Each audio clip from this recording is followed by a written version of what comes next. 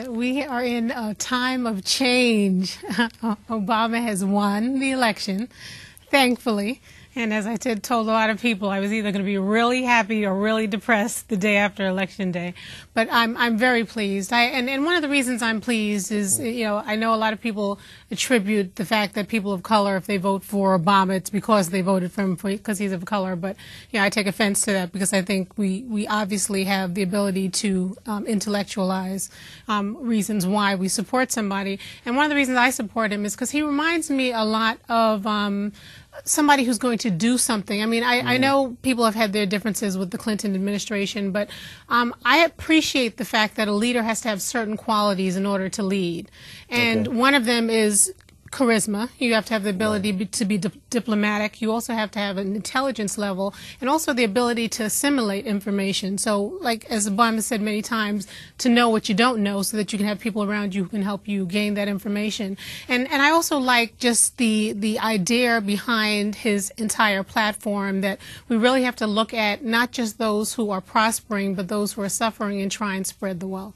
It's interesting because I've had several discussions, especially with people on the street, and this one person contacted me via the phone, and we were talking about the issue, and they were saying, well, I'm really concerned about all the blacks because they just seem to vote, for Obama, and they just voted for him because he's black, and I'm concerned about that. I said, well, something's very interesting, because they always ask black people if they voted for somebody because they're black, but they never ask white people if they voted for somebody that's white. So until you are concerned about that particular issue, I think you should just don't worry about what the black people are doing. Give black people enough credit to believe that they actually voted for them based on the issues.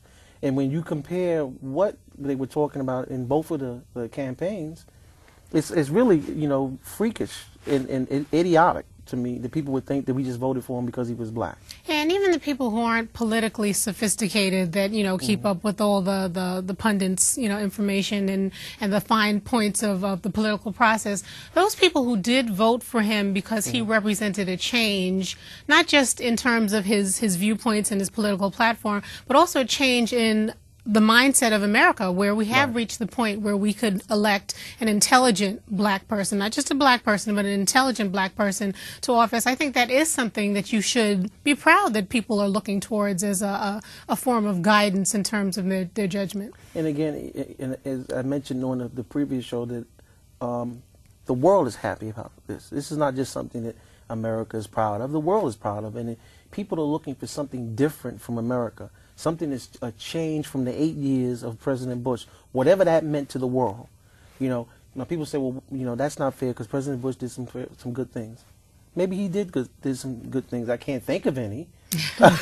Maybe he did. But what I will say is every time they've taken a poll that I've read of people from around the world in different countries, industrial and some poor countries, they do not like America.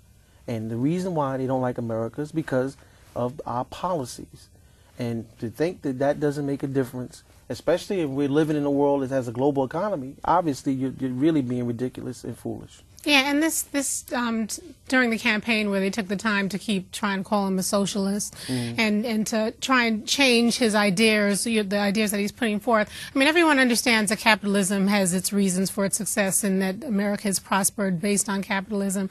But I think once we start talking about sharing the wealth or looking out for those who are less fortunate within a capitalist society, I don't see why people are making it a bad word, or a bad platform for him to talk about trying to look at things that will help others prosper. And I think the fact that he laid out during his platform the fact that not only does he want to tax people who can afford to be taxed and take some of the burden off people who can't afford it, but he also wants to try and make it easier for those corporations, those middle income type corporations that are worried that they might start suffering underneath the new tax code, to recognize that they are going to give you breaks for making sure that you treat your employees right, because the whole idea is to try and develop some sort of equality in terms of people prospering within this economy. It's very interesting because, again, you have people throwing terms out and terms have not been defined. Like they throw out the term, oh, he's a socialist, oh, he's a leftist. Do you know what a socialist leftist means? Do you know that this country has a whole bunch of socialist policies like Medicare, like, Social Security? If you didn't have somebody that was like a socialist, like if you would name Franklin Delano Roosevelt, this country will remain in a recession.